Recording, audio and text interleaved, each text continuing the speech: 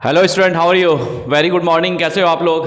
I hope आप लोग बहुत अच्छे होंगे, स्वस्थ होंगे, मजे में होंगे और अच्छे से पढ़ाई कर रहे होंगे बच्चों आज जैसे अभी माहौल चल रहा है, आप लोगों को मालूम है कि सीबीएसई एग्जाम का माहौल चल रहा है। सीबीएसई एग्जाम का डेट सेट आ चुका है बच्चों, है ना? आप लोग को अच्छे से मालूम है, टाइम टेबल भी मालूम है ना? तो बच्चों आज हम लेके आए हैं बच्चों के मैथ्स का जो सैम्पल पेपर है, इस बार पेपर कैसे आएगा, है ना? पेपर के कितने सेक्शंस हैं, पेपर कैसे आएगा, और सैम्पल पेपर हम लोग आज करने वाले हैं बच्चों, जो सीबीएसई ने इशू किया है। क्लियर है? तो चलिए हम लोग देखते हैं कि पेपर में क्या क्या चीज़ है। आइए बच्चों हम लोग देखते हैं पेपर में क्या क्या चीज़ है। देखिए जैसे लिखा हुआ क्लास 12 का हम लोग देख ले, सीबीएसई देख ले। मैथ यहाँ पे दो मैथ है बच्चों, एक अप्लाइड मैथमेटिक्स है जिसका कोड मेरे ख्याल से 241 है, और एक मैथमेटिक्स है आप लोग के लिए जो प्योर साइंस ग्रुप के हैं, उसका कोड क्या है, मैथ है, और उसका कोड है 041 याद रखना, ठीक है? और टाइम कितना मिलेगा बच्चों आप लोगों को? 3 घंटे का टाइम मिलेगा। टोटल मार्क्स कितना होगा? Maximum marks is 80 marks. Maximum marks कितने होंगे आपके? 80 मार्क्स के होंगे बच्चों, ठीक है? तो आज हम लोग डिस्कस करने वाले हैं sample question paper issued by CBSE board 2022-23 जो सीबीएसई बोर्ड ने, मतलब सीबीएसई के वेबसाइट में होगा बच्चों। क्वेश्चन पेपर एक होता है सैंपल पेपर, तो उसको जाके आप देख सकते हैं। हम उसका लिंक नीचे दे देंगे बच्चों, आप लोग वहाँ जाके उसका सॉल्यूशन भी है, और उसका मतलब डिटेल में सॉल्यूशन नहीं है लेकिन सॉल्यूशन दिया हुआ है बच्चों, और सैंपल पेपर हम दोनों का लिंक आपको हम डिस्क्रिप्शन में दे देंगे बच्चों, ठीक है? तो यहाँ पे टोटल सेक्शन, इस बार सेक्शन भी इंक्रीज किया बच्चों, है ना? इस बार सेक्शन भी इंक्रीज किया है, तो ध्यान रखना। यहाँ पे क्या है, सेक्शन क्या है? सेक्शन ए है बच्चों, section A, B, C, D and E. यहाँ पे टोटल कितना? 5 सेक्शन है बच्चों, क्लियर है? तो सेक्शन ए कैसा है? MCQ based. कैसा है? मल्टी चॉइस क्वेश्चन, है ना? मल्टीपल चॉइस क्वेश्चन, मतलब एमसीक्यू बेस्ड है। इसमें टोटल 18 क्वेश्चन होंगे प्लस 2 क्वेश्चन होंगे। टोटल कितना हो गया? 20 क्वेश्चन। एमसीक्यू में कितने क्वेश्चन होंगे बच्चों? 20 क्वेश्चन, जो आपको सेलेक्ट करना है, उसमें एक ही ऑप्शन आपका करेक्ट होगा, ठीक है? तो यहाँ पे क्या लिखा?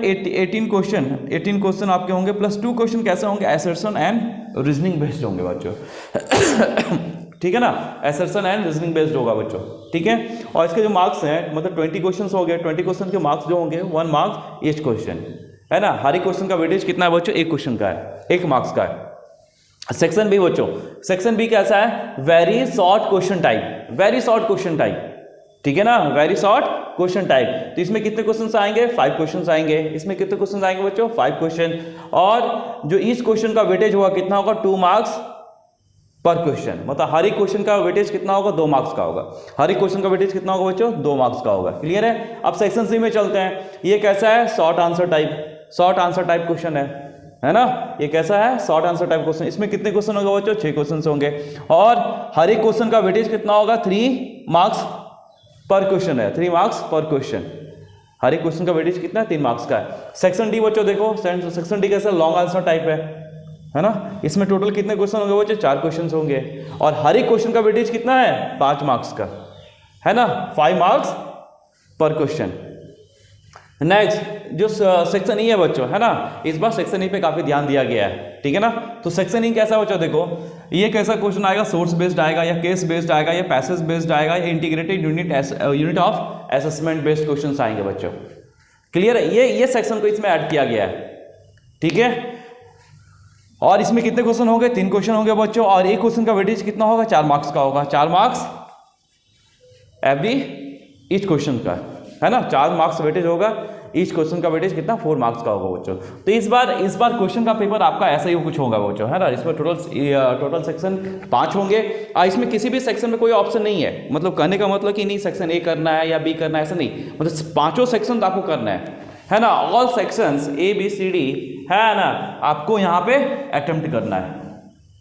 हाँ, सेक्शन के अंदर क्वेश्चन में ऑप्शन हो सकता है। सेक्शन जैसे मान लो सेक्शन ई है, उसके अंदर क्वेश्चन, सब क्वेश्चन में आपके क्या हो सकते हैं? उसमें ऑप्शन है, क्लियर है? लेकिन आपको सारे क्वेश्चन यहाँ पे सारे सेक्शन अटेम्प्ट करना है बच्चों। तो चलो बच्चों, ठीक है ना? हम लोग स्टार्ट करते हैं आज, है ना? सैंपल क्वेश्चन पेपर हम लोग स्टार्ट करते हैं, जो बोर्ड ने इशू किया है उसको हम आपको समझाने का कोशिश करेंगे, और उसमें जो भी हमको जो मतलब जितने भी थ्योरी की जरूरत पड़ेगा बच्चों, उसको हम लोग थोड़ा डिटेल्स में ही अच्छा से स्टडी करेंगे, ठीक है? आइए चलिए हम देखते हैं बच्चों, है ना? Sample question paper issued by CBSE board 2022-23। आइए हम फिर स्टार्ट करते हैं, है ना? Sample question paper 12 CBSE math section जो मतलब कोड 041 सेक्शन ए स्टार्ट करेंगे, जिसमें 20 क्वेश्चन है और एक मार्क्स एवरी क्वेश्चन का है और MCQ टाइप्स है, ठीक है ना। तो चलिए फर्स्ट क्वेश्चन क्या है बच्चों, है ना, देखते हैं हम लोग। फर्स्ट क्वेश्चन है ए इक्वल टू, इसको देखना है, ये लिखा हुआ है इफ ए इक्वल टू, है ना, ये डिफाइन है मैट्रिक्स, है ना, ये क्या लिखा हुआ A is A for element I for क्या हो गया आई जे। ए आई जे के मतलब क्या हो गया बच्चों कि एक एलिमेंट है जिसका पोजीशन क्या है आई और J, that means this is row and this is column. यदि हम A31 बोलते हैं बच्चों, तो इसका मीनिंग ये क्या हुआ कि एलिमेंट ए का जो पोजीशन है कहाँ पे है, थर्ड रो फर्स्ट कॉलम में, है ना, ये इसका मीनिंग हुआ। तो यहाँ पे ए इक्वल टू लिखा है ए आई जे ब्रैकेट बंद है, is a skew symmetric matrix, है ना, ये क्या है skew symmetric matrix of order N, order कैसा है एन है। देन बोल रहा है कि इसमें फर्स्ट ऑप्शन लिखा हुआ ए I J equal to 1/a होगा for all I J, for all values of I and J. फिर A I J B option दिया है बच्चों A I J is not equal to 0 for all I J, हम तो आई जे के लिए सारे वैल्यूज के लिए A I J is not equal to 0। Third क्या दिया हुआ बच्चों कि ए आई जे की वैल्यू 0 होगा जब वेयर आई इक्वल टू जे होगा, जब आई इक्वल टू जे होगा तो ए आई जे की वैल्यू क्या होगा 0 होगा। फोर्थ ऑप्शन है बच्चों A I J is not equal to 0 where I equal to J, जहां पे आई इक्वल टू जे नहीं हो, जहां आई इक्वल टू जे होगा वहां पे ए I J is not equal to 0 होगा। तो आइए हम लोग देखते हैं बच्चों, पहले हम लोग जान लेते हैं कि इसको सिमेट्रिक मैट्रिक्स होता है क्या है, ठीक है। तो यहाँ पे मैट्रिक्स दो तरीके से हम लोग डिफाइन करते हैं बच्चों। मैं थोड़ा सा क्या करूंगा, आपको मैं जो ये क्वेश्चन जो मैं डिस्कस करने जा रहा हूँ बच्चों, है ना, तो इसमें क्या कर जहाँ जहाँ पे आपको मतलब थोड़ा थ्योरी की जरूरत होगा तो वहाँ में थोड़ा हम डिटेल में थोड़ा थ्योरी ले लेंगे, है ना। चलिए हम लोग मैट्रिक्स देखते हैं। तो मैट्रिक्स यहाँ पे दो तरह का होता है बच्चों, यदि मैं बोलूँ तो एक होता है सिमेट्रिक मैट्रिक्स होता है बच्चों, और एक होता है स्क्यू सिमेट्रिक मैट्रिक्स। एक हो गया स्क्यू सिमेट्रिक मैट्रिक्स,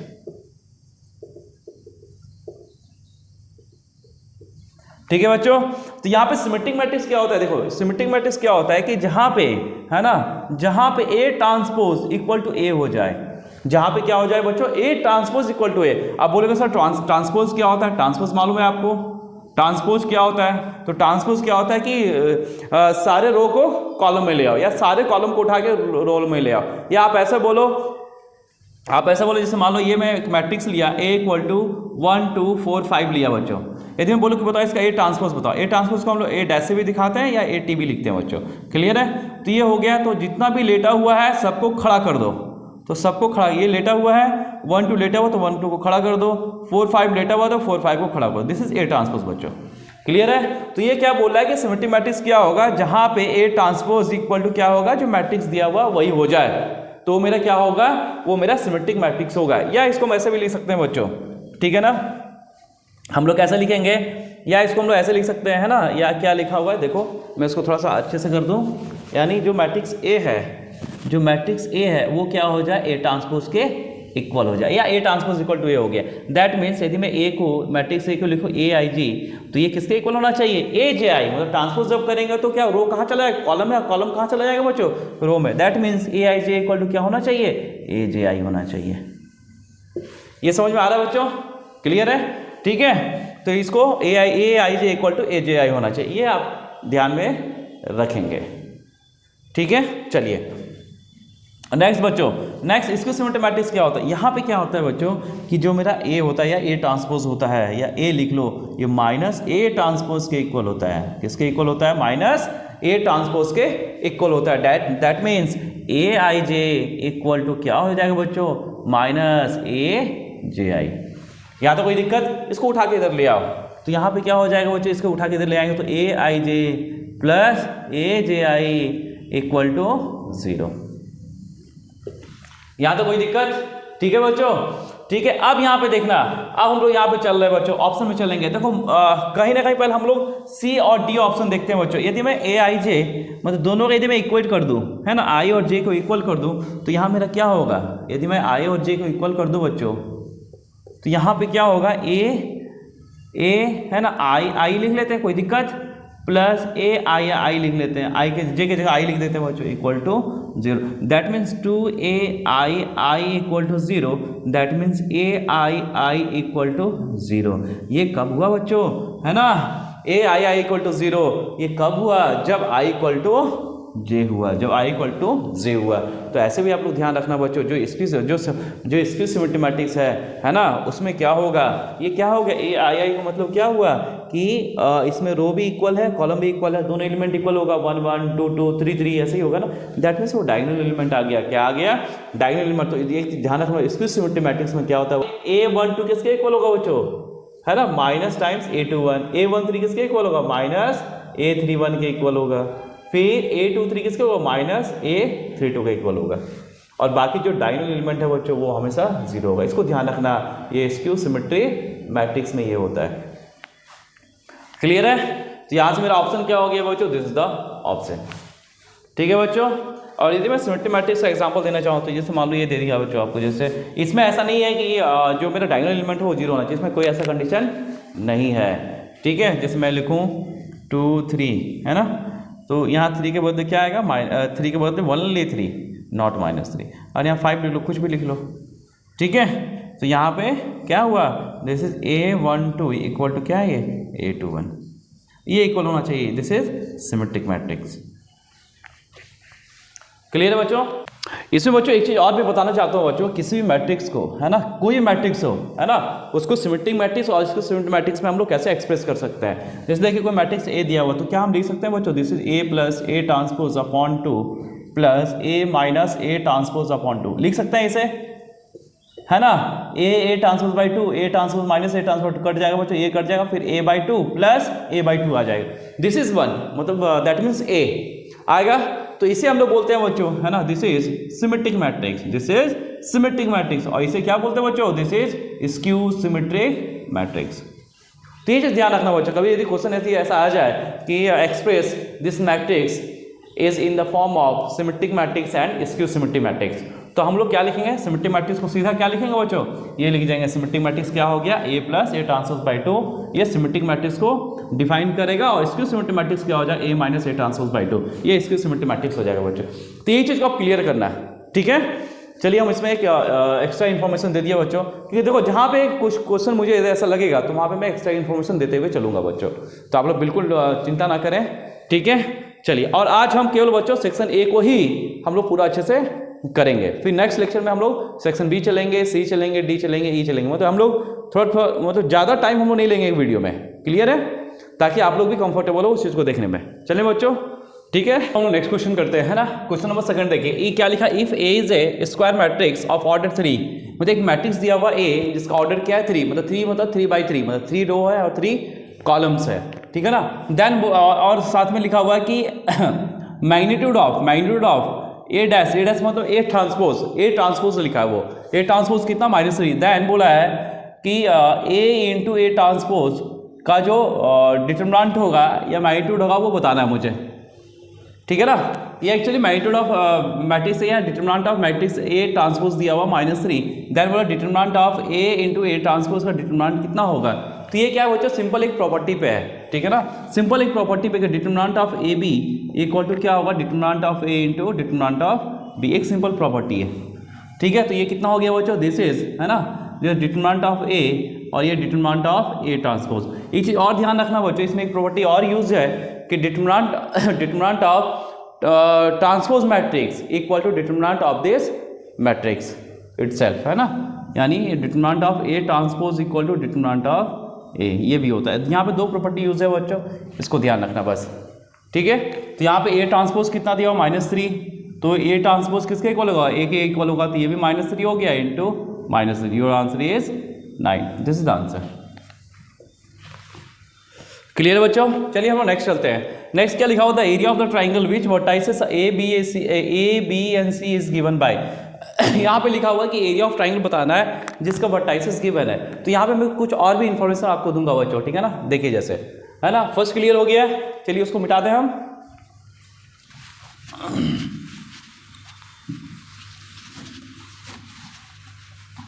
देखिए बच्चों यहाँ पे, है ना, तो यहाँ पे क्या है बच्चों, यहाँ पे दिया हुआ है क्वेश्चन नंबर 2 में कि 3 वर्टाइसेस दिया हुआ है ट्राइंगल का, जैसे A B and C। Clear है, हम लोग को मालूम है बच्चों कि जब भी मुझे इसका एरिया निकालना तो मुझे कैसे लेते हैं, को इनिशियल वेक्टर लेते हैं। क्या लेते हैं हम लोग, को इनिशियल, मतलब जो एक ही पॉइंट से स्टार्ट करें। ठीक है। और इसका हम लोग क्या करते हैं, क्रॉस प्रोडक्ट कर लेते हैं। तो यहाँ देखो, यहाँ यदि मैं लिखूँ area of triangle A B C equal to, हम इसको कितने तरीके से लिख सकते हैं देखो बताते हैं। फर्स्ट लिख सकते हैं बच्चों हाफ, है ना, half A C cross A B. यहाँ पे दो तरह का एरिया होगा बच्चों, एक वेक्टर एरिया होगा और एक सिंपल एरिया होगा। यदि हम वेक्टर एरिया करेंगे तो वहाँ मैग्नीट्यूड हम नहीं लेंगे, वहाँ पे मैग्नीट्यूड नहीं लेंगे। क्लियर है, ठीक है। तो यहाँ पे आएगा, यदि मैं वेक्टर एरिया की बात करूँ, यहाँ पे दो तरह का एरिया आ गया। यदि मैं वेक्टर एरिया की बात करूँ, वेक्टर एरिया, तो ये होगा हाफ, है ना, सिंपल हो जाएगा ए बी क्रॉस ए सी या A C cross A B. This is vector area.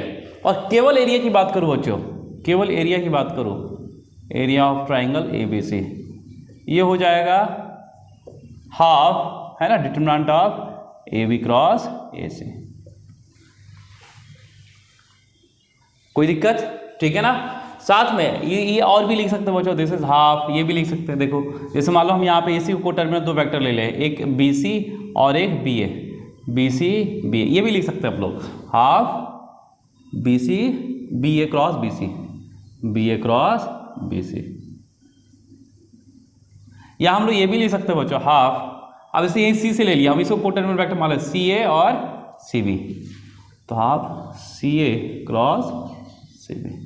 Clear है, ये क्या हुआ, सारा वेक्टर एरिया हो गया। यदि मुझे केवल एरिया चाहिए तो एरिया सबको मैग्नीट्यूड लगा देंगे, या इसको लिखेंगे half magnitude of B A cross B C, या हाफ, है ना, magnitude of C A cross C B. Clear है बच्चों, ये हम लगा देंगे। क्लियर है। और मैं और बता देता हूँ बच्चों, जब हम लोग पढ़ ही रहे तो अच्छे से पढ़ ही लेते हैं इसे, है ना। मान लो यहाँ पे ये पोजीशन वेक्टर का टर्म में दिया होता है, या मान लो कि सिंपल कोऑर्डिनेट का टर्म में दिया होता है। जैसे मान लो यहाँ का कोऑर्डिनेट दिया हो x1 y1, है ना, ये b दिया हो दिस इज x2 y2, और c दिया हो x3 y3। तो यदि मुझे इसका एरिया निकालना हो, एरिया ऑफ ट्राइंगल ABC, तो ये क्या होगा जो दिस इज हाफ, ये दिस इज डिटरमिनेंट, ठीक है ना। ये क्या आ जाएगा, this is x1 minus x2, x1 minus x2, फिर x2 minus x3, x2 minus x, उसी तरह y लिखेंगे y1 माइनस y2, और फिर y2 माइनस y3, ये कोऑर्डिनेट के फॉर्म में।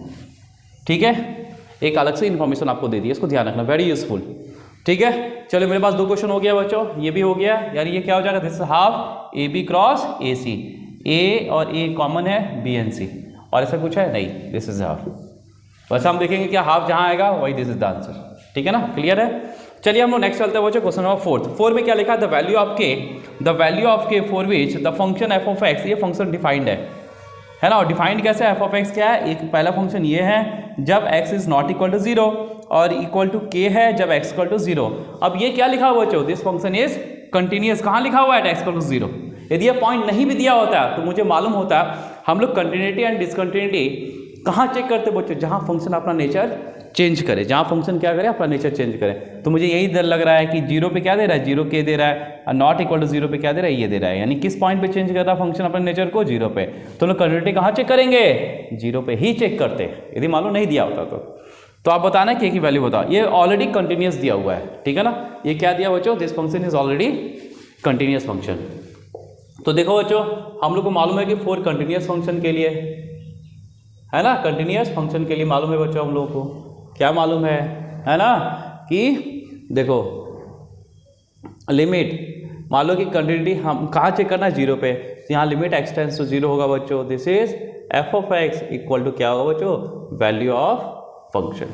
यही होता है ना। या इसको अब फिर हम लोग 3 भाग में डिवाइड करते थे, एक 0 प्लस एक 0 माइनस के लिए, LHL और RHL के लिए। लेकिन यहाँ पे LHL RHL के लिए क्या है, not equal to 0। Not equal to 0 मतलब x should be greater than 0, either x is less than 0, है ना। ग्रेटर देन 0 क्या देता है मेरा, राइट हैंड लिमिट देता, और लेस देन 0 क्या देगा बच्चों, मेरा LHL। मतलब यहाँ LHL और RHL दोनों एक ही फंक्शन है, दोनों के लिए एक फंक्शन डिफाइंड है, इसलिए हम इसको ज़्यादा और मतलब अलग अलग नहीं लिखेंगे LHL RHL। तो यही हो गया बच्चों। तो आप यहाँ पे देखो, इसके लिए फंक्शन क्या है, limit x tends to 0, that means x is not equal to 0। इसके लिए फंक्शन क्या है, ये है। तो रखो यहाँ पे, यहाँ हो गया लिमिट x टेंड्स टू 0, ये आ गया बच्चों 1 minus cos 4x upon 8x square. ठीक है, चलेगा। Equal to F of zero क्या है बच्चों, F of zero is K, this is K. अब हम लोग को अच्छे से मालूम है बच्चों कि 1 माइनस कॉस 4x का फॉर्मूला क्या होता है, याद है आपको, ये होता है 1 माइनस कॉस 2 थीटा। क्या होता है बच्चों, this is 2 cos square, this is 2 sine square theta, this is 2 sine square theta, है ना, this is 2 sine square theta. यहाँ 2 थीटा होगा तो यहाँ थीटा आ जाएगा। यदि मैं 1 माइनस कॉस 4 थीटा की बात करूँ बच्चों तो this is 2 sine square 2 theta, है ना, चलेगा। चलिए यहाँ से 1 माइनस कॉस 4x कितना हो गया बच्चों, this is 2 sine square 2x upon 8x square. यहाँ से 2 से कटेगा, 2 4 जो है ना, ये 4x स्क्वायर आ गया इक्वल टू के। और लिमिट क्या है बच्चों, लिमिट x टेंड्स टू 0। यहाँ तो कोई दिक्कत बच्चों, क्लियर है। देखिए तो यहाँ से क्या हो गया, अब इसे क्या स्क्वायर है बच्चों, ये भी स्क्वायर है, ये 4x स्क्वायर बचा, यहाँ पे साइन स्क्वायर 2x, इसको सबको स्क्वायर के टर्म में ले आओ, सबको एक साथ ले आओ बच्चों, क्या ये होगा। और ये दिस इज क्या, limit x tends to 0 equal to K. कोई दिक्कत बच्चों।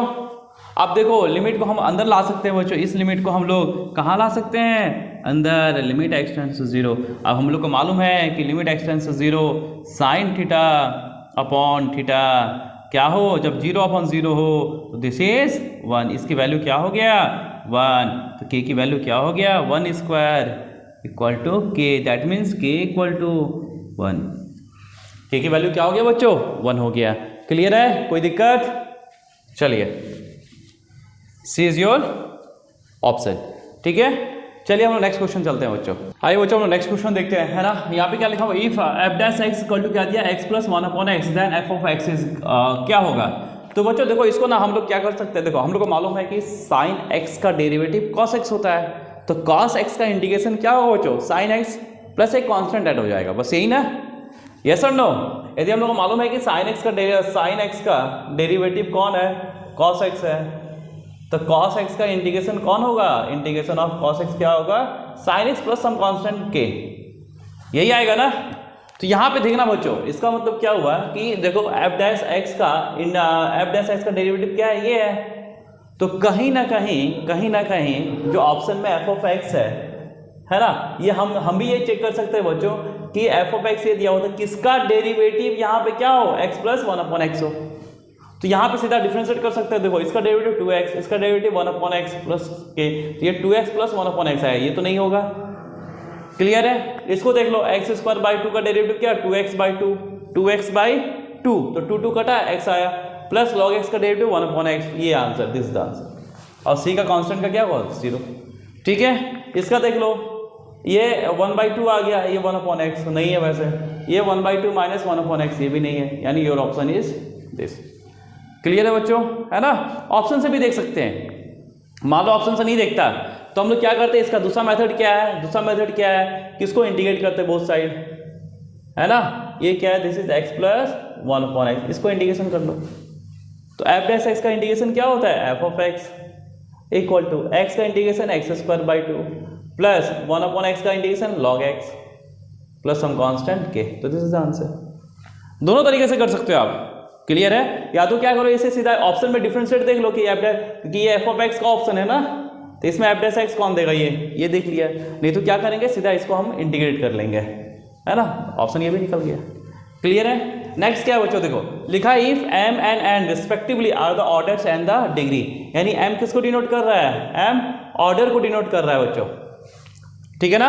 और n किसको डिनोट कर रहा है, n are the degree of the differential equation, n किसको डिनोट कर रहा है, मेरा डिग्री को डिनोट कर रहा है। तो मेरा क्या होगा, n प्लस n की वैल्यू पूछ रहा है, और ये मेरा इक्वेशन गिवन है। तो ऑर्डर क्या होता है बच्चों, ऑर्डर मेरा क्या होगा कि हम उसको कितने टाइम डिफरेंशिएट किए वो मेरा ऑर्डर देगा, ठीक है। और जो हाईएस्ट ऑर्डर होगा उसका जो पावर होगा, हाईएस्ट ऑर्डर का पावर जो होगा वो मेरा डिग्री होगा, इसको ध्यान देना। तो अभी क्या है ये, चलो इसको पहले हम लोग डिफरेंशिएट कर लेते हैं। ये लिखा हुआ ना डेरिवेटिव ऑफ दिस, ये कुछ ऐसा लिखा हुआ बच्चों, देखो तो जब हम इसका डेरिवेटिव इसका करेंगे विथ रिस्पेक्ट टू एक्स, तो क्या आएगा, दिस इज 4 टाइम्स, है ना, dy अपॉन dx का होल क्यूब, कोई दिक्कत, इनटू अंदर का डेरिवेटिव क्या आ जाएगा, this is D square Y upon D X square equal to 0। यहाँ तो कोई दिक्कत बच्चों? बस ये डिफरेंशिएट या कुछ नहीं किया है ना। ये कोई function F of x assume कर लेता तो क्या आता 4 times F cube x into F dash x. तो एफ डैश एक्स मतलब ये। क्लियर है?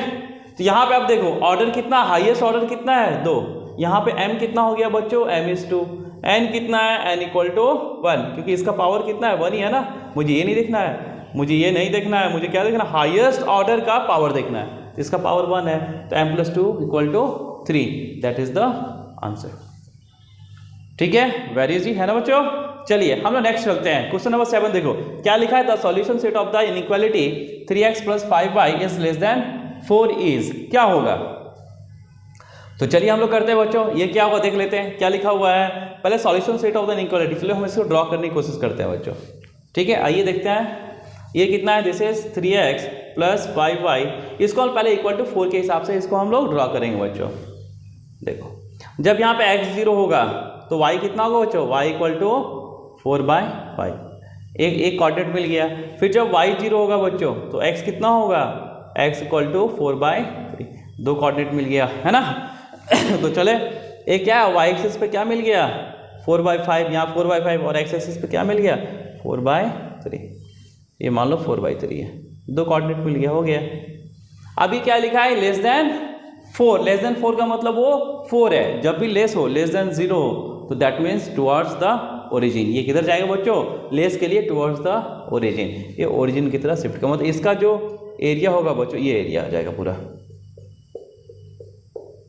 ये इसका जो सॉल्यूशन होगा ये एरिया पूरा आएगा। तो ओरिजिन यहाँ है, दिस इज ओरिजिन। तो यहाँ पे देख लो, an open half plane not containing the origin. ऐसा तो नहीं है, लेकिन यहाँ पे ओरिजिन तो कंटेन है। ठीक है, फिर क्या लिखा है, an open half plane containing the origin. This is the answer. The whole XY plane, पूरा होल XY प्लेन कहाँ है, नहीं है। A close half plane containing the origin. Close half plane नहीं है ना, क्लोज हाफ प्लेन नहीं, ये तो ओपन है, पूरा चल रहा है। क्लियर है? तो this is the answer, your option is B, an open half plane containing the origin. ठीक है बच्चों, चलिए आइए हम लोग नेक्स्ट क्वेश्चन की तरफ मूव करें। आइए देखते हैं, है ना क्या लिखा हुआ। नेक्स्ट क्वेश्चन नंबर 8 है बच्चों, the scalar projection of the vector 3i - j - 2k on this vector is. यहाँ देखो बच्चों, यहाँ प्रोजेक्शन का मीनिंग क्या होता है। स्केलर और 2 तरह का प्रोजेक्शन होता है, स्केलर एंड वेक्टर। तो हम लोग को यहाँ स्केलर बताना है बच्चों। तो देखिए क्या होता है, सुनिए। तो प्रोजेक्शन का मीनिंग क्या हो बच्चों, देखो जैसे वेक्टर ए है, यदि मुझे प्रोजेक्शन चाहिए ऑन वेक्टर बी, यहाँ कोई वेक्टर बी है, हमको क्या चाहिए, प्रोजेक्शन ऑफ या स्केलर प्रोजेक्शन या projection of vector A on vector B चाहिए बच्चों। क्लियर है? तो ये क्या होगा, सुनिए ये क्या होगा कि हम लोग यहाँ से क्या आ गया, परपेंडिकुलर यहाँ ड्रॉ करेंगे बच्चों। परपेंडिकुलर है ना, क्या ड्रॉ करा गया, परपेंडिकुलर यहाँ पे डिस्टेंस ड्रॉ करेंगे। तो ये जो डिस्टेंस होगा यही मेरा क्या होगा, projection of this vector on A on vector B. ये जो डिस्टेंस हुआ। क्लियर है? ठीक है, यानी हम ऐसे ही बोल सकते हैं। देखो जैसे वेक्टर ये हुआ, this is vector A and this is vector B बच्चों। तो यहाँ से यदि projection of vector A on vector B चाहिए, तो ये डिस्टेंस जो होगा वो projection of vector A on vector B होगा। This is projection of vector A on vector B. Clear है? ये होता है बच्चों। और ये क्या होता है, देखो दिस इज इक्वल टू, ये होता है वेक्टर ए, और जिसपे हम लोग प्रोजेक्शन डाल रहे हैं उसका क्या लेंगे, यूनिट वेक्टर है, उसका यूनिट वेक्टर बच्चों। क्लियर है? यदि मैं ये लिखूं तो ये इसका डॉट प्रोडक्ट मुझे क्या देगा, मुझे projection of vector A on vector B. और आगे हम लिख सकते हैं दिस इज वेक्टर ए, है ना, this is vector unit vector B, and angle between them मान लो थीटा है, दिस इज कॉस थीटा। ये क्या हो गया, 1 यूनिट वेक्टर है, यूनिट वेक्टर का magnitude 1, this is magnitude of vector A cos theta. यदि मेरा थीटा गिवन है, थीटा गिवन नहीं है तो हम इसका यूज़ कर लेंगे। क्लियर है? तो यहाँ पे हम क्या करेंगे, दिस इज वेक्टर, मतलब इसका प्रोजेक्शन किस में चाहिए, इस पे चाहिए, तो इसको वेक्टर ए अज्यूम कर लो, this is vector A and this is vector B. तो मुझे क्या निकालना है बच्चों, vector A dot unit vector of B. तो चलिए वेक्टर ए दिया है, यूनिट वेक्टर निकाल लीजिए। हम यहाँ पे हम लोग निकालते हैं यूनिट वेक्टर वेक्टर बी। ये क्या हो गया, vector B upon magnitude of vector B, यही होता है ना। तो चलिए वेक्टर बी कितना है, i + 2j - 3k, और इसका मैग्नीट्यूड लिख लो, कितना हो गया, 1 + 4 + 9, यही आएगा बच्चों। तो ये कितना आ गया, this is i + 2j - 3k upon 10 14 root 14 है ना, दिस इज रूट 14। ये क्या निकला बच्चों? This is unit vector B. ये क्या निकला? Unit vector B. अब मुझे क्या चाहिए? मुझे ये चाहिए projection of vector A on vector B. तो हम लोग यहाँ से ये निकाल लेते हैं बच्चों। तो चलिए वेक्टर ए कितना लिखो, this is 3i minus J minus 2k है ना। इसका डॉट प्रोडक्ट किसके साथ? यूनिट वेक्टर बी के साथ है ना। तो यूनिट वेक्टर बी कितना? इतना लिख लो, i plus 2j minus 3k upon क्या हो गया? रूट 14। चलेगा? तो जो स्केलर मल्टीपल है बच्चों वो तो एज इट इज आ जाएगा बाहर। उसके बाद i का डॉट प्रोडक्ट इसके साथ 3i into I, this is 3 minus J plus 2j minus 2 minus minus plus, this is 6। Clear है बच्चों? कितना हो गया? 6 3 9 9 minus 2 7, this is 7 by root 14। This is the answer. Clear है बच्चों? आई होप आप लोग को समझ में आ गया बच्चों। और जो बच्चे अभी तक लाइक नहीं किए, सब्सक्राइब नहीं किए, वो सब्सक्राइब करें बच्चों और बेल आइकन को जरूर प्रेस करें और हमारे साथ जुड़ें, है ना। और जो भी आपके दोस्त हैं उनके बीच शेयर करें, है ना। उनको भी बताएं कि यहाँ पे सॉल्यूशन अवेलेबल है, आओ सैम्पल पेपर हम करा रहे हैं बच्चों, ठीक है। तो अपने दोस्तों को भी इन्फॉर्म करें और मेरे साथ जुड़े। यदि हमसे कोई जानकारी चाहिए बच्चों तो मेरा व्हाट्सअप नंबर मेरा डिस्क्रिप्शन में दिया हुआ है, आप जाके वहाँ पे मुझे आप मैसेज कर सकते हैं। चलिए आइए देखिए, ये क्लियर है। तो मेरा ऑप्शन क्या हो गया बच्चों? This is 7 by root 14, this is the answer. चलिए हम नेक्स्ट चलते हैं बच्चों। नेक्स्ट क्या है? द वैल्यू ऑफ दिस, है ना। क्या लिखा है? 2 to 3 डेफिनेट इंटीग्रेशन का है x upon x square plus 1 dx। इसकी वैल्यू क्या होगा बताना है बच्चों आपको। क्लियर है? तो देखो बच्चों, यहाँ पे एक मतलब शॉर्ट ट्रिक नहीं बोलेंगे, मतलब ऐसा है, हम लोग जब इंटीग्रेशन पढ़ते हैं बच्चों तो हम लोग को ये ध्यान रखना कि हम लोग को होता है बच्चों कि नीचे का डेरिवेटिव यदि ऊपर बैठा हो, नीचे का डेरिवेटिव एफ ऑफ एक्स का डेरिवेटिव एफ डैश ऊपर बैठा हो, तो दिस इज होता है बच्चों, this is log of F of x, this is log of F of x, ठीक है ना। ये होता है बच्चों। और यहाँ पे डेफिनेट है तो यहाँ पे क्या हो जाएगा? नीचे का डेरिवेटिव कितना है? यदि मैं केवल इसका डेरिवेटिव बोलूँ तो क्या आएगा? This is 2x, this is 2x। तो 2x तो नहीं है, केवल x है, तो 2 से मल्टीप्लाई एंड डिवाइड कर लो बच्चों। कोई दिक्कत? अब ये फॉर्मेट क्या आ गया? ये पूरा फॉर्मेट किसका आ गया? ये फॉर्मेट आ गया बच्चों, ठीक है। तो ये क्या हो जाएगा? दिस इज हाफ तो बाहर है और ये क्या आ जाएगा? This is log of F of x, this is F of x and this is F dash x, log of x square plus 1। और कहाँ से कहाँ तक जाए? 2 to 3, ठीक है बच्चों। तो यहाँ से क्या हो जाएगा? आगे देखो, हाफ अपर लिमिट पुट करो तो कितना हो जाएगा? This is log of 9 plus 1 10 minus lower limit 4 plus 1 5, this is log of 5। तो कितना हो गया बच्चों? This is half log A minus log B, log A upon B, this is 5 by 10 by 2। Your answer is log, this is 2, your answer is this. Clear बच्चों? This is very important, इसको याद रखना बच्चों। Clear है? एक और है कि एफ डैश एक्स हो और नीचे क्या हो बच्चों? Square root of F of X हो, तो ये क्या होता है? This is 2 square root of F of X. Clear है? एक और है बच्चों, है ना, याद रख लेना। जब ये पढ़ रहे थे हम ये भी पढ़ लेते हैं क्या, कि यदि इंटीग्रेशन ऑफ, है ना, एफ डैश एक्स हो और इनटू एफ के पावर एन एक्स हो डी एक्स हो, तो ये होता है, तो ये क्या होता है बच्चों? दिस इज एफ के power N plus 1 upon N plus 1। ये भी आप लोग साथ में याद रख लेना। क्लियर है बच्चों? तो योर आंसर इज कितना हो गया? This is 1/2 log 2। और ये किधर है? किधर है? ये है ऑप्शन। क्लियर है बच्चों? ठीक है, चलिए हम नेक्स्ट चलते हैं बच्चों, क्वेश्चन नंबर 10 में चलते हैं। यहाँ पे क्या लिखा है बच्चों? देखिए, if A and B are non singular matrices, है ना, of the same order, then A B inverse का इनवर्स, ए बी इनवर्स का इनवर्स, मतलब मैट्रिक्स ए बी इनवर्स का इनवर्स बोला क्या होता है। तो यहाँ पे नॉन सिंगुलर मतलब क्या होता है बच्चों? नॉन सिंगुलर मैट्रिक्स वो मैट्रिक्स होता है जिसका डिटरमिनेंट क्या हो? 0 नहीं हो, है ना।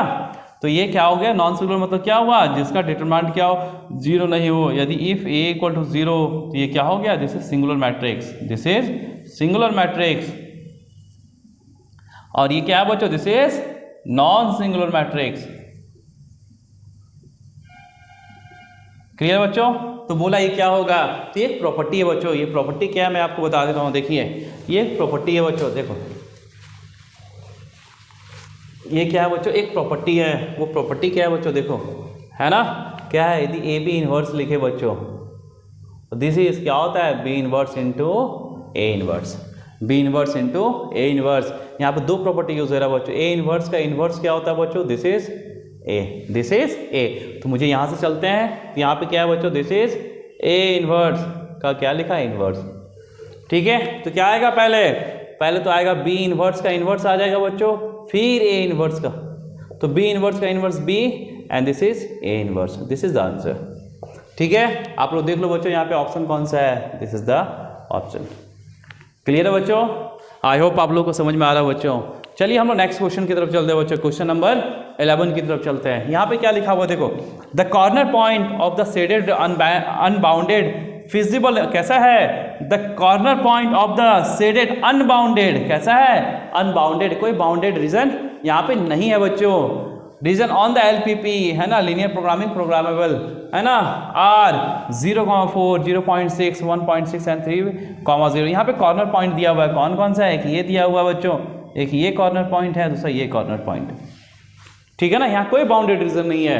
As shown in the figure, the minimum value of the objective function, objective हम लोग LPP में क्या करते हैं, हम लोग मेन ऑब्जेक्टिव भी तो निकालते हैं कि मेरा मेन ऑब्जेक्टिव जो मेरा मेन जो मेरा मेन जो मोटो है वो क्या है, या तो मेरा वैल्यू को बढ़ाना या मेरा वैल्यू को घटाना है ना, मेन ऑब्जेक्टिव तो वही है।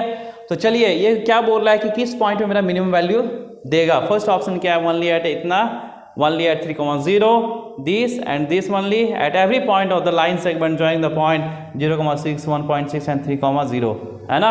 बोल रहा है या तो इस पॉइंट पे देगा ओनली, या तो इस पॉइंट पे देगा, या तो दोनों पॉइंट पे देगा, नहीं तो क्या है लाइन सेगमेंट पे देगा जो इन दोनों को ऐड कर रहा है। मतलब इस लाइन सेगमेंट 0.6 से लेके यहाँ तक, मतलब इस पॉइंट से लेके इस पॉइंट के बीच में जितना भी पॉइंट्स आएगा सब पॉइंट पे वो क्या देगा बच्चों, मिनिमम वैल्यू देगा। चलिए आइए हम लोग देखते हैं पहले, है ना। तो हम लोग स्टार्ट करते हैं।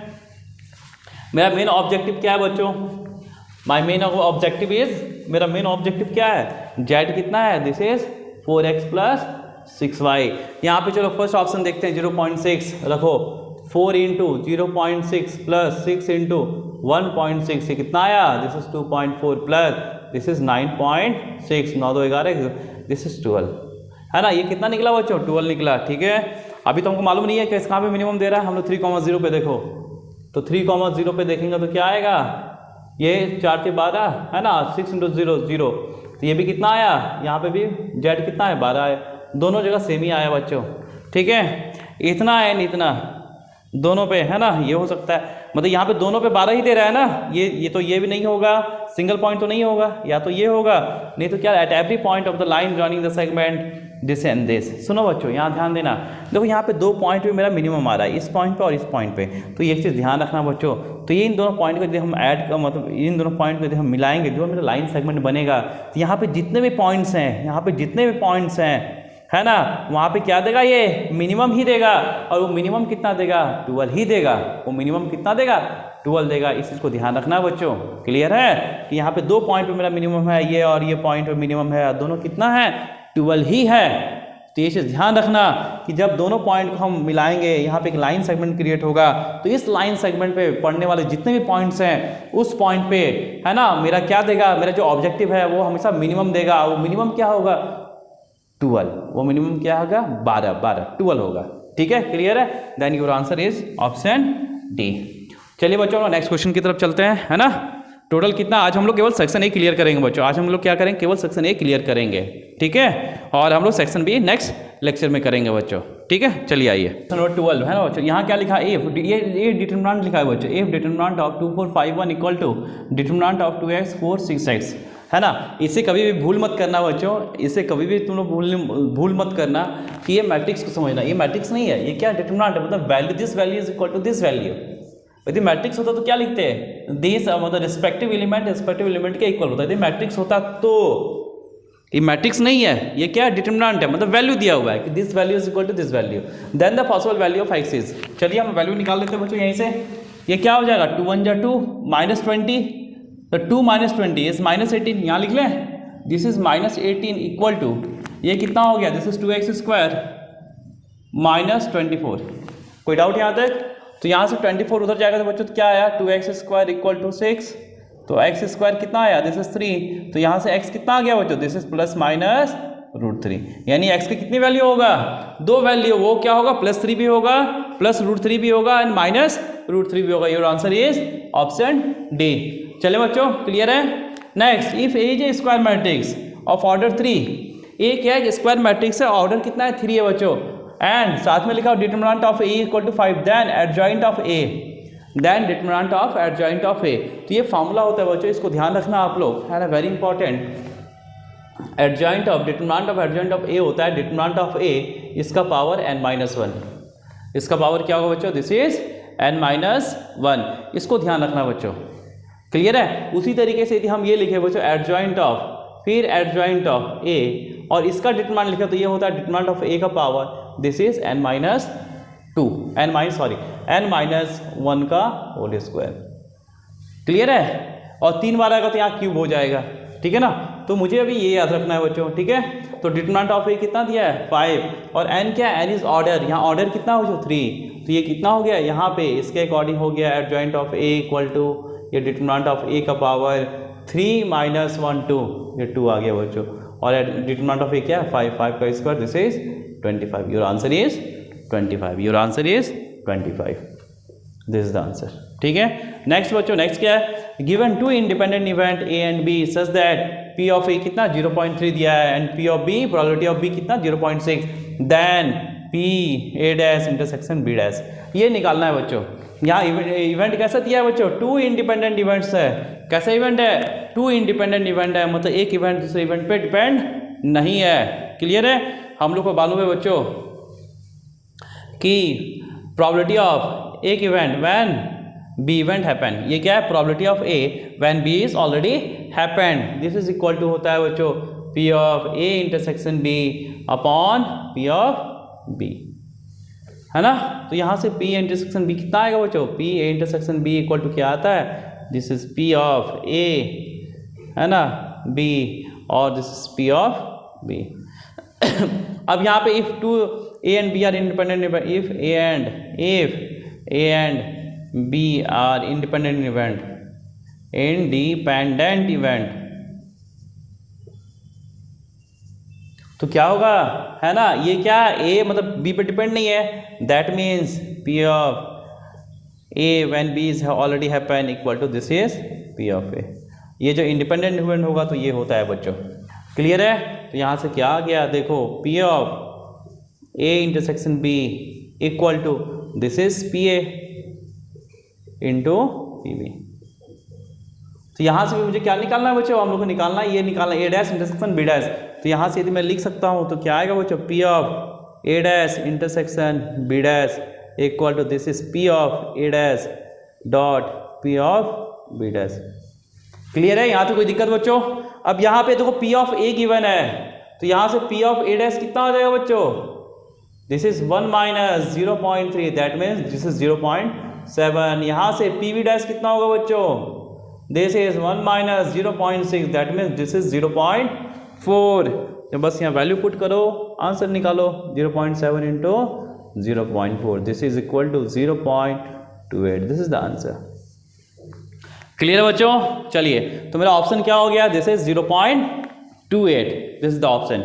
नेक्स्ट बच्चों, ये क्या लिखा था, general solution of the differential equation y dx in minus x D Y equal to 0 is, इसका जो डिफरेंशियल इक्वेशन गिवन है इसका मुझे सॉल्यूशन चाहिए, क्या चाहिए, सॉल्यूशन चाहिए। वो सॉल्यूशन क्या है देखिए इक्वेशन चाहिए, है ना, the general solution of the differential equation this.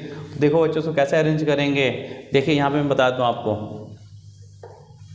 क्या है, this is y dx minus x D Y equal to 0। ये कैसा है, यहाँ पे वेरिएबल सेपरेबल का यूज़ करेंगे बच्चों हम लोग, है ना। तो यहाँ से y को y के साथ, इसको थोड़ा अच्छे से लिख लो, y dx equal to x D y. अब y को y के साथ, x को x के साथ, तो y को इधर ले आओ और x को नीचे ले जाओ, this is dx upon x equal to क्या हो गया बच्चों, this is dy upon y, integrate both side. तो ये क्या हो गया, this is log of x equal to this is log of y equal, और यहाँ पे सब कांस्टेंट एक के ऐड कर लो या कुछ भी ले लो, के ले लो, ठीक है। इसको उठा के तो ले जाओ बच्चों, तो क्या हुआ, this is log x minus log y equal to K, तो ये क्या हो गया, this is log of x upon y equal to K. तो यहाँ से क्या हो गया बच्चों, x upon y equal to क्या हो गया, e के पावर के, इसको एक c ले लो, तो यहाँ से x इक्वल टू क्या हो गया, this is y c, this is the answer. x equal to ये y इक्वल टू क्या हो गया, y equal to x equal to y c लिख लो, x equal to y c है कहीं नहीं है ना, y equal to c x है, हाँ है, ये भी हो सकता है ऑप्शन, ठीक है ना। तो यहाँ से क्या लिख लेंगे हम लोग, दिस इज, या तो इसको ऐसे लिख लो, दोनों ये तो actually this option is this option, कैसे मैं बता देता हूँ, देखो यहाँ पे 1 अपॉन सी एक्स लिखो इक्वल टू वाई लिख लो, कोई दिक्कत, अब 1 अपॉन सी को कुछ के लिख लो, के एक्स इक्वल टू वाई, एक ही बात है, ठीक है। तो दिस इज द ऑप्शन, ठीक है बच्चों, मतलब अलग अलग है, आपको ध्यान रखना है, दोनों क्या है, एक्स इधर है वाई इधर है, कॉन्स्टेंट से कोई फर्क नहीं पड़ता है, ठीक है ना, कॉन्स्टेंट से कोई फर्क नहीं पड़ेगा, दिस इज द ऑप्शन, ठीक है, क्लियर है। ये कौन सा डिफरेंशियल इक्वेशन में आया, जहाँ पे हम लोग वेरिएबल सेपरेबल यूज करते हैं बच्चों, उसका ये क्वेश्चन है, ठीक है ना।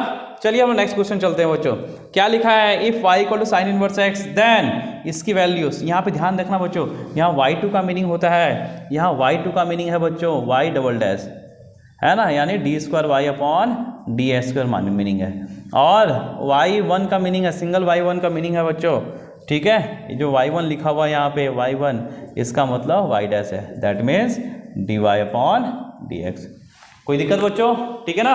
चलिए आइए हम लोग इसको सॉल्व करते हैं बच्चों, है ना, इसका आंसर क्या आएगा ये देखते हैं, यहाँ पे देख लेते हैं बच्चों, आइए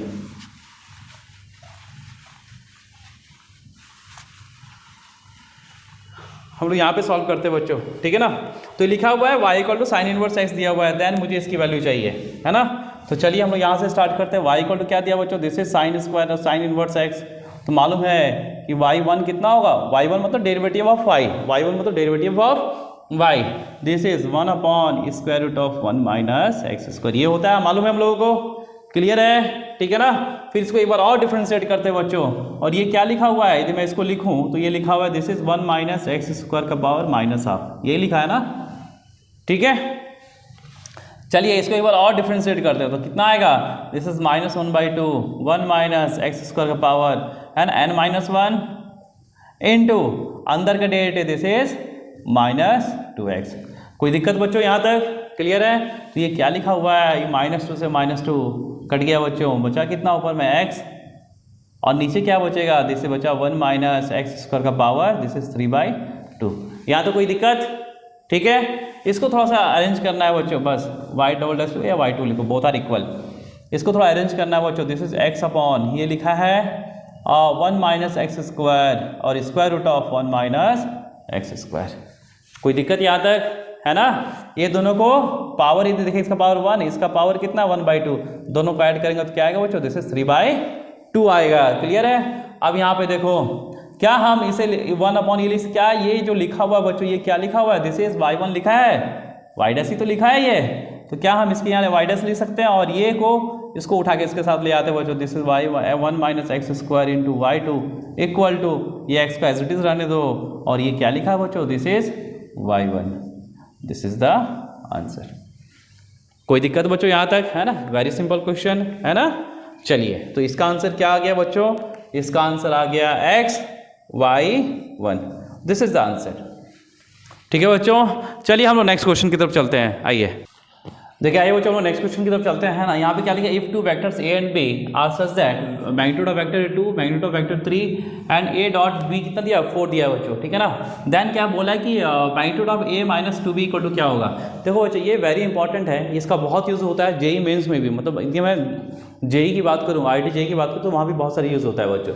तो इसको ध्यान रखना, क्या लिखते हैं, इसको बहुत अच्छे से याद रखना बच्चों कि vector a minus vector b का होल स्क्वायर ये होता है बच्चों, है ना, this is magnitude of a square, है ना, फिर plus magnitude of b square minus 2 vector a dot b, बहुत यूज़फुल है बच्चों, क्लियर है, वेरी यूज़फुल, ठीक है ना। तो इसे मुझे ध्यान रखना होता है, ठीक है। चलिए आइए हम लोग देखते हैं बच्चों ये क्या लिखा हुआ है। तो यहाँ पे बस क्या क्या गिवन है, मुझे वेक्टर a माइनस 2b चाहिए था, तो यहाँ पे हम लिख सकते हैं क्या, vector a minus 2b vector का whole square, this is equal to क्या हो जाएगा बच्चों, this is magnitude of a square plus यहाँ 2b है बच्चों, तो 2b का होल स्क्वायर, तो यहाँ 2 स्क्वायर क्या 4, तो हम इसको बाहर भी लिख सकते हैं बच्चों, this is equal to 4 times this minus 2ab, this is 4 times a dot b। कोई दिक्कत यहाँ तक? सारा वैल्यू गिवन है, सारा वैल्यू गिवन है, a b और a डॉट b गिवन है बच्चों, रख दो, पुट कर दो। This is 2 square 4 plus 4 into 3 square 9 36, 4 into 9 है ना, 9 लिख लो, माइनस ये 4 इंटू 4, तो कितना हुआ 36 प्लस 4 40, 40 माइनस 16, 40 माइनस 16 26 है ना, 14 हाँ दिस इज 24, एक minute, this is 36 40 minus 16, this is 24, your answer is 24। ठीक है बच्चों, आई होप आपको समझ में आया बच्चों। दिस इज क्वेश्चन नंबर 2 था, 17 था, है ना। चले नेक्स्ट क्वेश्चन, क्वेश्चन नंबर 18 देखो बच्चों। क्वेश्चन नंबर 18 में क्या बोला है, ध्यान दीजिए, है ना। क्वेश्चन नंबर 18 में बोला है बच्चों, if P is a point on the line joining the point A and B। यहाँ पे क्या बोला है कि P एक पॉइंट है जो A और B को ज्वाइन करने वाला लाइन सेगमेंट में है ना। A कितना है, जैसे 0, 5, 2 एंड B इज 3, -1, 2। और क्या बोला है कि P कहीं यहाँ पे लाई कर रहा है, P यहाँ कहीं लाई कर रहा है, जिसका एक्स कोऑर्डिनेट क्या है, जैसे 6, एक्स कोऑर्डिनेट क्या है 6। हम लोग यहाँ पे क्या करते हैं बच्चों, हम लोग एज्यूम कर लेते हैं कि यहाँ का कोऑर्डिनेट x है, y है एंड दिस इज z। कोई दिक्कत? यहाँ पे x गिवन है कि x इक्वल टू क्या गिवन है, 6 गिवन है। चलो अच्छा, तो यहाँ हम लोग कैसे करेंगे बच्चों, ध्यान दो, यहाँ पे हम लोग कैसे करेंगे, है ना। यहाँ पे क्या करेंगे, पॉइंट A एंड B को लेके एक लाइन का इक्वेशन लिख लेंगे बच्चों। हम लोग को मालूम है 3D में लाइन का इक्वेशन कैसे लिखते हैं बच्चों, है ना, x माइनस x1 अपॉन हम लोग क्या लेते हैं, DCS क्या लेते हैं, दिस इज डायरेक्टन कोसाइन, डायरेक्टन रेशियो लिखते हैं बच्चों।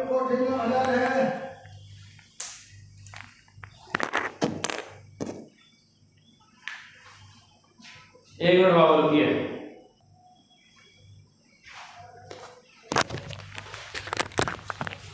ठीक है बच्चों, तो ये रहा। तो हम लोग क्या करते हैं बच्चों, देखो हम लोग यदि तो हम लोग यहाँ पे क्या कर रहे हैं, हम लोग को मालूम है कि लाइन का इक्वेशन हम लोग 3D में कैसे लिखते हैं, है ना। लाइन के इक्वेशन कैसे लिखते हैं बच्चों, x माइनस x1, है ना, क्या लिखते हैं, x माइनस x1 अपॉन ये क्या हो गया, है ना, direction ratio equal to y minus y1 upon b equal to z minus z1 upon c।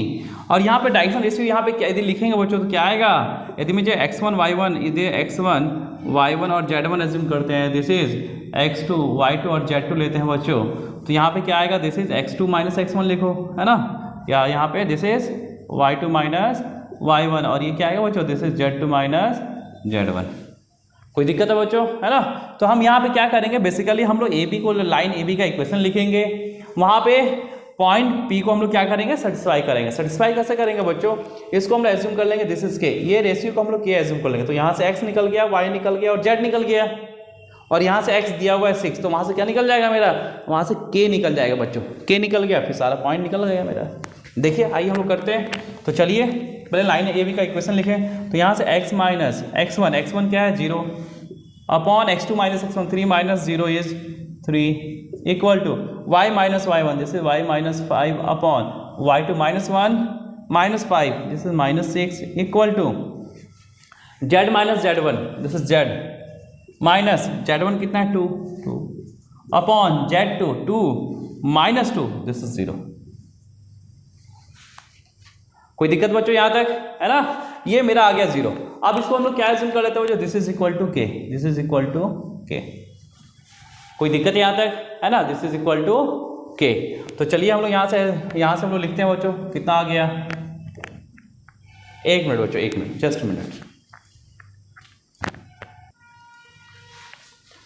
यहाँ एक्चुअली बच्चों ये दिस इज -2 गिवन है, ठीक है ना, दिस इज -2, तो ये -2 ये हो गया बच्चों, है ना। तो यहाँ पे क्या हो जाएगा, दिस इज z प्लस 2 हो जाएगा बच्चों, क्लियर है। और यहाँ पे हो गया बच्चों 2 -2 प्लस 2 दिस इज 4, ठीक है ना। यहाँ पे ये गड़बड़ था थोड़ा, तो यहाँ से x कितना निकल गया बच्चों, x इक्वल टू 3K, है ना। y देखो, y इक्वल टू कितना हो गया बच्चों, -6K and plus 5 this is -6K plus 5 and z equal to कितना, दिस इज 4K माइनस 2। यहाँ तो कोई दिक्कत बच्चों, ठीक है ना। अब यहाँ से देखो मेरा यहाँ पे x कितना दिया हुआ है, 6 गिवन है ऑलरेडी गया कि P का जो x कोऑर्डिनेट है वो कितना गिवन है बच्चों, 6 गिवन है। तो 6 गिवन है, तो यहाँ से क्या लिख सकते हैं, यहाँ से K निकल गया 6 इक्वल टू 3K, तो यहाँ से K कितना निकल गया बच्चों, K इक्वल टू 2। अब K2 निकल गया, मुझे क्या चाहिए, मुझे क्या चाहिए कि जेड कोऑर्डिनेट, है ना, ना P6 then it's z coordinate, P का क्या चाहिए मुझे, जेड कोऑर्डिनेट चाहिए। तो P का जेड कोऑर्डिनेट क्या है, दिस इज 4K - 2, यहाँ पे वैल्यू रख लो। तो 4 × K की वैल्यू कितना है बच्चों, 2, तो 2 - 2, 8 - 2 इज 6, 6 इज द आंसर। कितना आंसर आया बच्चों, 6 इज द आंसर। ये आपका ऑप्शन हो गया। चले बच्चों तो देखते हैं नेक्स्ट। देखो बच्चों, ये जो सेक्शन में जो मतलब जो 2 क्वेश्चन है असर्शन एंड रीजन, ये न्यू मतलब इंट्रोड्यूस किया गया है बच्चों CBSE के थ्रू, ठीक है ना। तो देखिए आइए, ये लिखा है असर्शन रीजन में, in the following question a statement of assertion A is followed by statement of reason, ठीक है। Choose the correct answer out of the following choices, मतलब ये सारे चॉइसेस दिए, इनमें कौन सा चॉइस आपका होगा करेक्ट। जैसे both A and R true and R is correct expression of A, both A and R true but R is not the correct explanation of A is true but R is false, A is false but R is true, मतलब A for assertion and R for reason given है बच्चों। तो ये question number 19 है। यहाँ पे लिखा हुआ है कि the domain of the function sec inverse 2x is this, और रीजन में दिया हुआ है बच्चों sec इनवर्स ऑफ -2 का क्या वैल्यू π/4 है। तो ये बताना है आपको। तो चलिए हम लोग देखते हैं बच्चों, हम लोग को मालूम है यहाँ पे मेरे जो sec इनवर्स x के लिए, sec इनवर्स x के लिए जो x लाइज करता है, कहाँ से कहाँ लाई करता है बच्चों, -∞ से लेके -1 यूनियन, है ना, 1 to ∞। तो यहाँ भी क्या है, sec इनवर्स ऑफ 2x के लिए देखना है बच्चों, क्या sec इनवर्स ऑफ 2x के लिए देखना है। तो यहाँ पे 2x कहाँ से कहाँ लाई करेगा बच्चों, दिस इज -∞ से लेके -1 यूनियन 1 to ∞। तो यहाँ से x कहाँ से कहाँ लाई करेगा बच्चों, दिस इज है नॉट इंक्लूडिंग -∞, और ये 2 केस में डिवाइड हो जाएगा -½ है ना, including union ½ to ∞। This is the answer, ठीक है। ये यानी ये करेक्ट है, ये क्या है, करेक्ट है बच्चों। अब इसका देखना है कि sec इनवर्स ऑफ -2, तो देखिए बच्चों sec इनवर्स ऑफ पहले -2 इक्वल टू होता है, this is π - sec inverse of 2। तो π - sec इनवर्स 2 कहाँ देगा, मतलब sec की वैल्यू 2 कहाँ देगा, 60 डिग्री, दैट मीन्स π/3। ये कितना आ गया, दिस इज 2π/3। तो क्या ये कलर ये क्या रीजन आर करेक्ट है, नहीं।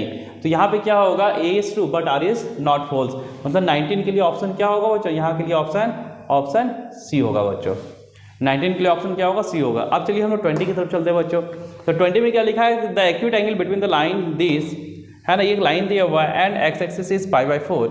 सेकेंड दिया था acute angle between the line this and this is इतना, ये बताना है। देखो बच्चों, जब भी हम लोग एंगल बिटवीन 2 लाइन्स की बात करते हैं, मतलब लाइन्स मतलब यहाँ पे क्या दिया हुआ है, ये क्या दिया हुआ बच्चों, देखो अच्छा से, ये दिया हुआ है ना, 3D में लाइन का इक्वेशन दिया है। ये क्या दिया है, 3D में लाइन का इक्वेशन दिया है। ये क्या लिखा हुआ है कि किस पॉइंट से वो पास कर रहा है, और ये जो लाइन लिखना है उसका पैरेलल वेक्टर ये है। कुल मिला के ये कुछ कैसा दिया हुआ बच्चों, देखो जैसे ये दिया हुआ है ऐसे, है ना, दिस इज वेक्टर आर, है ना, दिस इज वेक्टर आर, ये वेक्टर आर है, और ये दिया हुआ ये किसके पैरेलल में है, I - j, this is vector b basically, और यहाँ पे क्या दिया हुआ, वेक्टर ए, और तो ए दिया जिसका पोजीशन वेक्टर वेक्टर ए है, और ये वेक्टर ए कितना दिया हुआ बच्चों, दिस इज ये दिया I + j + 2, ये कुछ ऐसे दिया हुआ बच्चों, ठीक है ना।